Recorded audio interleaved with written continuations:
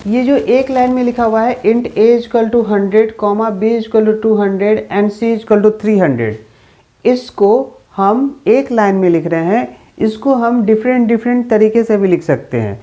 इसी चीज़ को आप ऐसे भी लिख सकते हैं, इंट a, b, c और a equal to 100, b equal to 200 and c equal to 300। और इसी लाइन को आप ऐसे भी लिख सकते हैं, int a equal to 100 semicolon, int b equal to 200 और इंट c इक्वल टू 300। तो हम इसको इस एक लाइन को हम ऐसे भी लिख सकते हैं, ऐसे भी लिख सकते हैं और इस तरह से भी लिख सकते हैं। ठीक है। और कहा जाता है कि सबसे बेस्ट तरीका क्या, और हम सीखते भी हैं क्या, कि प्रोग्रामिंग के अंदर कि सबसे कम लाइन का कोड होगा तो सबसे बेहतर वो, मगर एटलीस्ट जितना लिखना है उतना तो लिखना ही होगा ना। तो सबसे बेस्ट आपका ये है, क्योंकि ये 4 लाइन में है तो सबको लगता है ये बैड तरीका है। नहीं, सबसे बेस्ट ये है। क्यों? क्योंकि आपने एक जगह सारे वेरिएबल को डिक्लेयर कर दिया और आपको पता है कि वेरिएबल का मेमोरी जब आप डिक्लेयर करते हैं तो उसी समय ले लेता है। आप छोटा वैल्यू रखिए, बड़ा वैल्यू रखिए या वैल्यू नहीं रखिए, वो मेमोरी ले लेता है। तो एक लाइन में आप डिक्लेरेशन कर रहे हैं और नेक्स्ट लाइन में आप इनिशियलाइजेशन कर रहे हैं। और जब भी कोई आदमी एक साथ 2 काम को करेगा तो वर्क स्पीड स्लो हो जाएगा, और जब भी कोई आदमी सेपरेट काम को करता है तो वर्क स्पीड बढ़ जाता है। तो इस एक लाइन में डिक्लेरेशन हो रहा है और अगले लाइन में इनिशियलाइजेशन हो रहा है। छोटा वैल्यू डालिए, बड़ा वैल्यू डालिए, आप वैल्यू नहीं डालिए, वो मेमोरी तो ले चुका है डिक्लेरेशन टाइम पे ही। ठीक है। तो यहाँ डिक्लेरेशन और इनिशियलाइजेशन दोनों सेपरेट लाइन पे हो रहा है। जबकि आप इसी लाइन में आप ए को डिक्लेयर कर रहे हैं, मतलब ए का घर बना, और उस ए के घर के बाद उस ए पे एक वैल्यू असाइन कर रहे हैं। उसी तरह से बी का घर बना, बी में वैल्यू असाइन कर रहे हैं। तो एक साथ एक समय में 2 काम हो रहा है, डिक्लेरेशन और इनिशियलाइजेशन।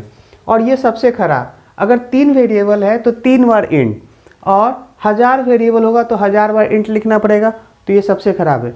मगर आप अभी बेसिक पढ़ रहे हैं, स्टार्टिंग पढ़ रहे हैं, तो आप इसको ऐसे भी लिख सकते हैं, ऐसे भी लिख सकते हैं, और हम ऐसे भी लिख सकते हैं।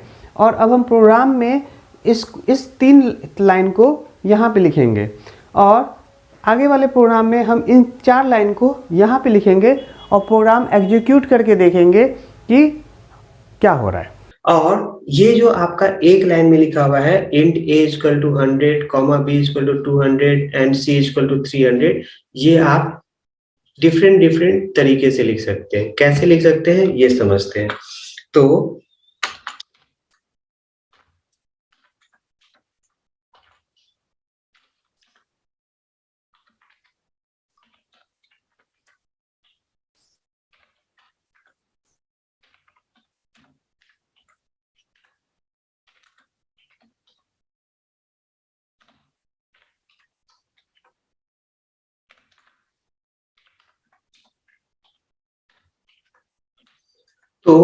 जो हम एक लाइन में लिख रहे हैं int a equal to 100, b equal to 200 and c equal to 300, उसको हम 3 लाइन में भी लिख सकते हैं।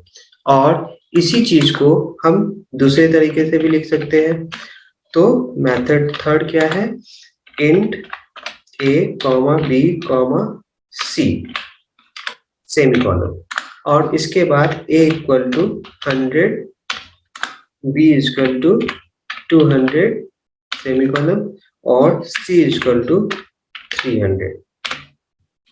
तो जो आप 4th नंबर लाइन में int a equal to 100, b equal to 200 and c equal to 300 लिख रहे हैं, इसको आप ये 3 लाइन में भी लिख सकते हैं, और इसी एक लाइन को आप यहाँ से हटा के आप 4 लाइन में भी लिख सकते हैं।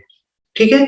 और तो तीनों मेथड सेम है। पहला मेथड ये हो गया, दूसरा मेथड आपका ये हो गया, और तीसरा मेथड ये हो गया। तो तीनों मेथड सेम है और आउटपुट आपको सेम आएगा। ठीक है।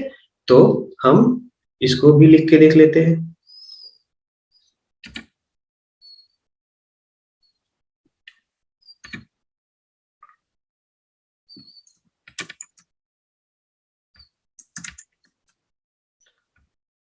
और आप यहाँ जब इसको रन करेंगे तो आप ये आउटपुट देख सकते हैं, सेम आउटपुट आ रहा है। तो आपके आउटपुट में कोई चेंजिंग नहीं होगा। और इसी 3 लाइन को आप यहाँ से हटा के आप ऐसे भी लिख सकते हैं, ठीक है।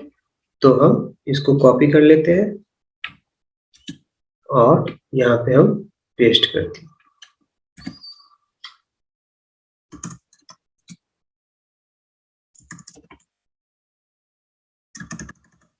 ठीक है, और ये भी तरीका सेम है और सेम आउटपुट आएगा। देख लीजिए, यहाँ तक कोई दिक्कत नहीं होगा, समझ में।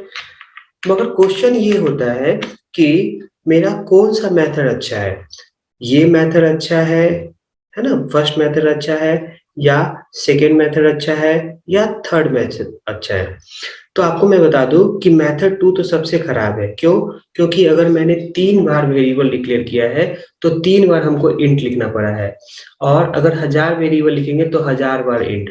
और आप ये भी जानते हैं कि जब भी कोई आदमी एक समय में एक से ज्यादा काम करेगा तो वर्क परफॉर्मेंस घट जाएगा, और जब भी आप सेपरेट सेपरेट काम करते हैं तो आपका वर्क परफॉर्मेंस बढ़ जाएगा। तो आपका मेथड थर्ड जो है ना सबसे बेस्ट है। तो आप कहेंगे कि यहाँ पे तो 4 लाइन में लिखे हैं जबकि हम यहाँ 1 लाइन में लिख रहे हैं, है ना। तो क्या होता है कि हम सब जानते हैं कि जितना कम लाइन का कोड उतना बेहतर। मगर इस बात को भी याद रखिएगा कि एटलीस्ट जितना लिखना है वो तो आपको लिखना ही होगा। उसके लिखने में आप जितना कम कर सकते हैं करिए, मगर वर्क परफॉर्मेंस को भी देखते हुए, ठीक है।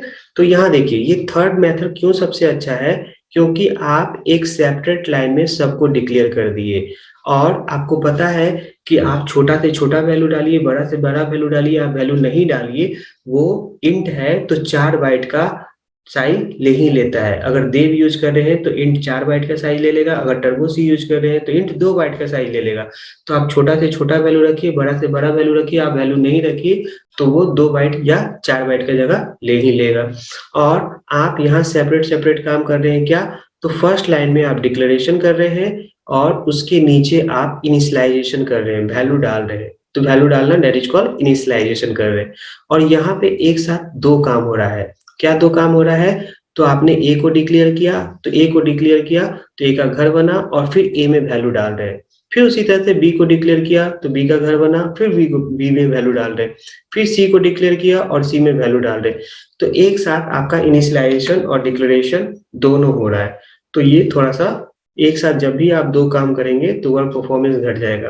क्योंकि यहाँ पे 5 से 10 लाइन का प्रोग्राम है तो आपको पता नहीं चलेगा।